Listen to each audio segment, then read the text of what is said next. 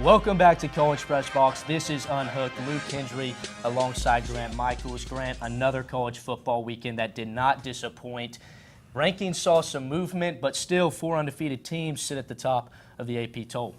4 out of the 5 starters returned, so there's no doubt there's going to be some depth this season, but I think Gavin Hall will be the #1 player.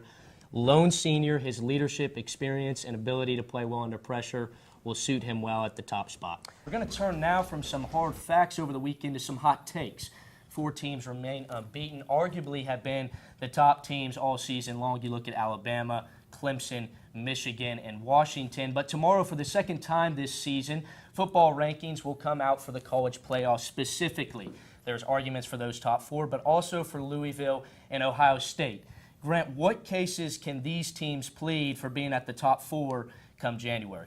The youth of the Texas Longhorn football team is inevitable, Nick. I mean, the starting quarterback is a true freshman.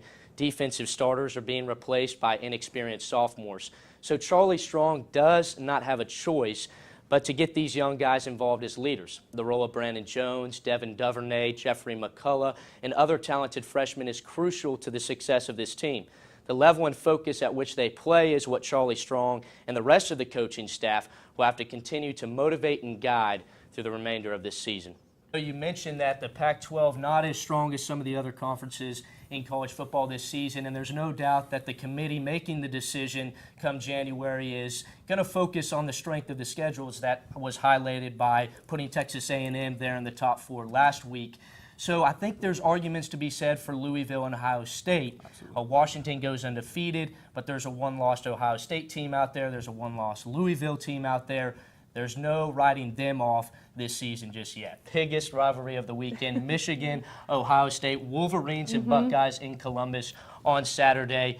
The college football world will all be watching. There's no doubt that the result in the horseshoe will all but determine both Michigan and Ohio State's playoff fate. One of those upsets, an SEC matchup that shocked Texas A&M fans around the nation. Mississippi State welcomed the 4th-ranked Aggies to Starkville. Opening play for the Bulldogs, Nick Fitzpatrick fakes the handoff, breaks through the secondary. That's a 74-yard score for the Bulldogs. Fitzpatrick finishes the game with 391. Mississippi State rolling early. Now to the second quarter, Fitzpatrick finds him. Fred Ross, 60 yards. He goes all the way into the end zone. Touchdown, Bulldogs. That takes them to 21-7. Closing out the half, Christian Kirk reverses the field on this punt return, follows some blockers. He goes all the way for 93 yards. Texas A&M would head into half down 14. To the 4th we go. Jake Hubenak in for Trevor Knight. Christian Kirk wide open. That's a touchdown. A&M kind of clawing their way back into this ball game, only down 7.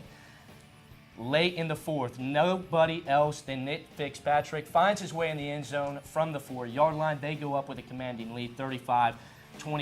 Texas A&M scores late, but one last chance. Hubenak picked off by Mississippi State. They go on to win this one, 35-28 over the 4th-ranked Aggies. SMU offense rolling early. Very next drive, Hicks to the back of the end zone. Cortland Sutton, that's a catch. Sutton would agree on this play. 21-0 Mustangs. Now to close out the first half, 19 seconds on the clock. Ben Hicks launches one deep to a wide open Justin Lawyer. He catches it, dusted off SMU, dusted off. 28-7 for the Mustangs heading into half. Now the defense complemented the offense very nicely for the Stangs all game long. Greg Ward Jr. suffering some pressure. He's tracked down by Justin Lawyer for the sack. SMU showing some signs on greatness of both sides of the field. First time we've seen that since the Pony Express. Now we head to the 4th quarter, 4:51 remaining. Greg Ward Jr. trying to save a season for Houston underneath, swamped by the SMU defense.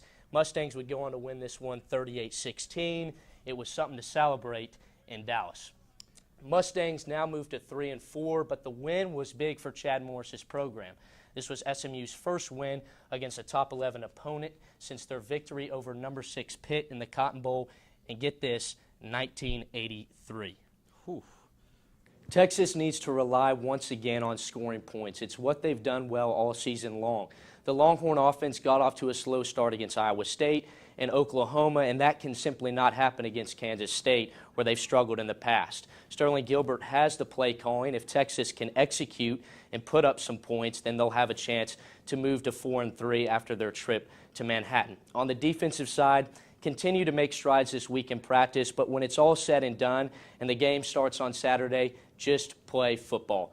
The changes that were made this week past showed improvement, so Strong needs to build on them and have a secondary just play a complete game for 60 minutes. You look at the top four and you said it, dominance. I would be surprised if you don't see Michigan, Clemson, Alabama, and Washington competing for the national championship. Michigan is dominating the Big Ten. Clemson is handling the ACC. Washington seems to have the Pac-12 locked up. And Alabama may be the best team in the Nick Saban era. These four teams are winning games decisively week in and week out. I'd like to see Kalina Prius come in and complete the top five, a redshirt junior who has worked extremely hard on his game over the offseason, and he's competitive. This team's not lacking ability, so to have a guy who will come in and compete each and every week is what a Texas team this year is looking for. Netflix, recruiting, PJs, something Charlie Strong and maybe Texas needs to look into. That's all we got for 2 Minutes in the Box. When we come back, Grant Michaels will tell you what's going on this week in Texas sports. And Mark Skoll Jr. takes a look inside wide receiver Devin Duvernay's start here at Texas. Stick around. We'll be right back.